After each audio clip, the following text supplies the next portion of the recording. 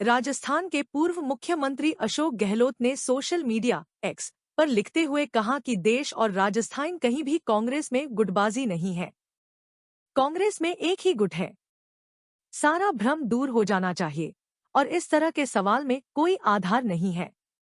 BJP में गुटबाजी के सवाल पर उन्होंने कहा, मैं इस तरह का कोई आरोप नहीं लगाता। राज्यसभा के चुनाव में राजेंद्र राठौड़ को टिकट क्यों नहीं दिया, ऐसा कुछ भी नहीं कहा। उनके बीजेपी बारे में कहने के लिए बहुत बातें हैं, लेकिन मैं बोलता ही नहीं। वही बीजेपी लोग मेरे पार्टी के बारे में बोलते रहते हैं। सरकार बर्खास्त करने लायक। पंचायत और निकाय चुनाव के सवाल पर गहलोत ने कहा, ये लोग बीजेपी इतने घबराए हुए हैं कि पंचायत और निकाय चुनाव में साफ हो सकते हैं। कोर्ट के आदेश के बाद भी पंचायत चुनाव नहीं करा रहे हैं। केंद्र में भी इनकी सरकार है। अब किससे कहें? ये सरकार बर्खास्त अब करने लायक है। गवर्नर को रिपोर्ट भेजनी चाहिए कि चुनाव क्यों नहीं करवा रहे हैं। संविधान की धज्जियां उड़ा रहे हैं। अशोक गहलोत ने कहा, संविधान की धज्जियां सया उड़ा रहे हैं। 1998 में हमारी सरकार में कर्मचारियों की स्ट्राइक चल रही थी तो चुनाव कराने की चुनौती थी। कोर्ट ने आदेश दिया था कि स्ट्राइक हो या कुछ भी हो चुनाव कराना पड़ेगा। इसके अलावा कोई विकल्प नहीं है और मैंने चुनाव कराया। आज की हालात देख लीजिए। बार बार हाई कोर्ट के कहने के बाद भी चुनाव नहीं करा रहे हैं।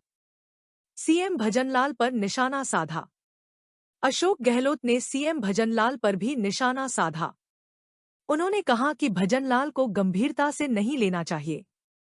उनकी पार्टी के लोग ही उनके बारे में कहते हैं कि उनके काम नहीं होते हैं। उनके मंत्री भी अपने लोगों की बात नहीं सुनते हैं। उन्होंने ये भी कहा कि कई ऐसे भी मंत्री हैं जो थाने में जाकर गाली गलौज करते हैं, कलेक्टर को भी धमका देते हैं।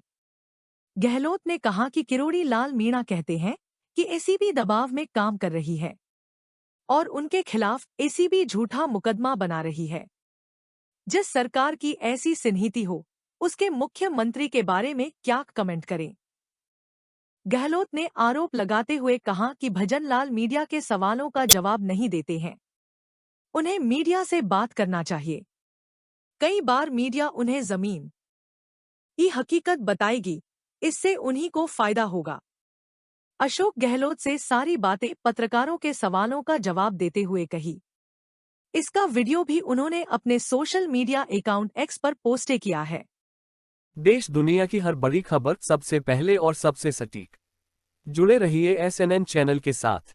चैनल को सब्सक्राइब करें और बेल आइकन दबाना न भूलें। साथ ही अपने इलाके की खबर स्क्रीन पर दिए गए नंबर पर व्हाट्सएप करें।